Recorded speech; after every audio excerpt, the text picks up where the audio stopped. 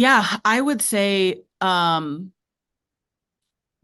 be frightened that it's unattainable. But the reality is when we started in 2014, it took us, a couple of months to get prepared, but we had out of all the 150 standards, we had 80% of them, and those 80% were 90% of the way there.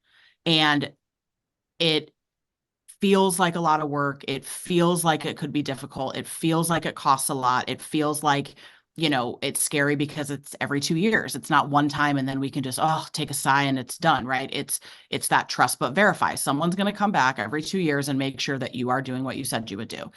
And I think if leaders can step outside of that and look at it from a high level and say, but what could this do?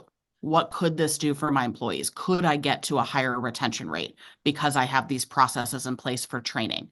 Could I get to a higher customer retention rate? Could I make more dollars and have a higher revenue and grow our business with it? And in my experience, that answer is yes, and all of those things. Was it easy? No. But is anything easy worth it? No. So that's why there's not 100,000 out of 100,000, right? It's difficult and you have to be committed and your whole team has to be committed. But I would just say, don't shy away because you're scared or you don't think that you can do it because you're small or you're in one state or you have, 50 employees or you're in-house and not a BSC. If anything's possible, it's possible and to give it a shot. And at the end of the day, CIMS just wants to help your business.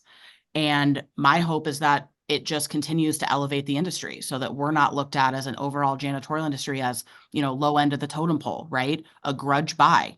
Anyone can do the job.